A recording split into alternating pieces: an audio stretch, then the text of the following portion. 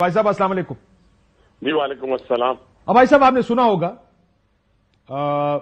ये कहा जा रहा है, अब ऐलान कर दिया गया पीपल्स पार्टी की जानिब से कि हम हुकूमत में नहीं है, हम कैबिनेट में नहीं है, हम हुकूमती बेंचेस पर होंगे, आपको वोट देंगे, लेकिन फिर डे टू डे और इशू टू इशू चलेगा मामला कि हम किस पे हिमायत करते हैं किस पे नहीं।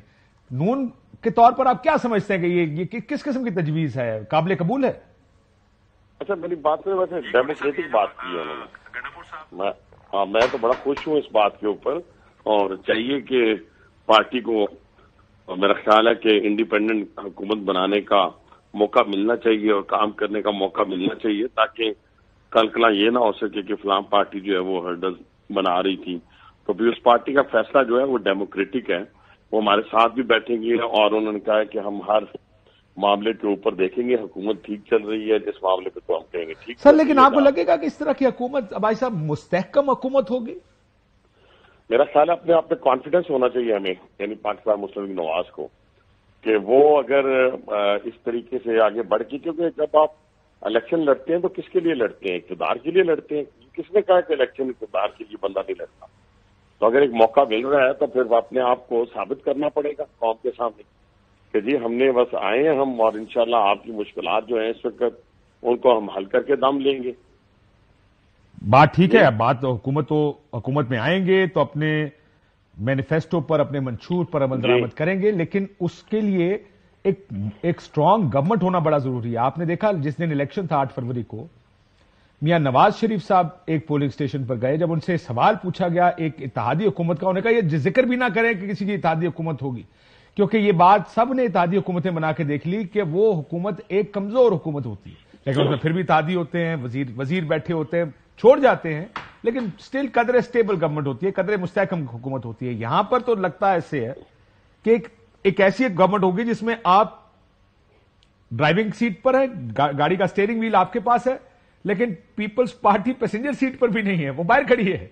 वो कह रही है हम आपको देखेंगे आप गाड़ी कैसे चलाते हैं और उसके बाद फैसला करेंगे हमने इसकी तारीफ करनी है, इसकी मुखालफत करनी है। पहली बात तो ये कि जो मियां साहब के बारे में आपने कहा, हर लीडर जो है ये तो नहीं कहेगा ना कि हमें सिंपल मेजोरिटी ना मिले या और हम जो है वो इत्तेहादी हुकूमत बनाएंगे, ये तो नहीं कहा जाता। लेकिन जब सियासत के अंदर चीजें सामने आती है तो अब पार्टी इस पे कंसेंसस कर रही है। जो बिलावल साहब ने आज बात की, इसके ऊपर अब क्या कंसेंसस होते हैं और क्या मिल बैठ के जो पार्लिमानी पार्टी का इजलास होगा, उससे पहले सीएसी का इजलास होगा, ये सारी चीजें देख कर तो उसके बाद फैसला किया जाएगा। मैं वैसे पोलिटिकल वर्कर ये समझता हूँ कि ये बहुत माकूल ऑफर है और इसको एक्सेप्ट करना चाहिए, और पाकिस्तान पीपल्स पार्टी की यही उम्मीद रखनी चाहिए कि वो इस मुल्क की खातिर, देखें मुल्क नाजुक सूरत हाल से गुजर रहा है, इसमें किसी को कोई शक नहीं होना चाहिए। आसिफ साहब आप तो माशाल्लाह बड़े जहांदीदा एंकर हैं, इसको यहां तक ना रखिए। बहुत सारी और चीजें जो अभी मैं यहाँ पे बयान नहीं करना चाहता, ये पाकिस्तान में बड़ा इंटरनेशनली ये इन्वॉल्व है, इस पाकिस्तान को अदम इस्तेहकाम की तरफ खेलते हैं। तो भी हमें कौन किसके पीछे खड़ा है और कैसे खड़ा है, ये तारीख है पाकिस्तान के लोग।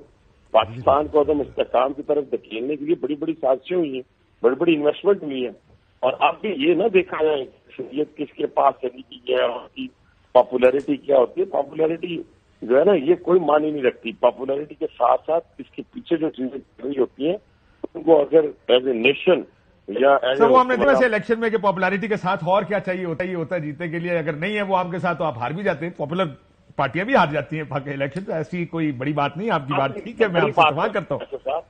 आसिफ साहब मैं और बात कर रहा हूँ, मैं भी और ही बात कर रहा हूँ। लाइन काट के मैं वापस आते हैं।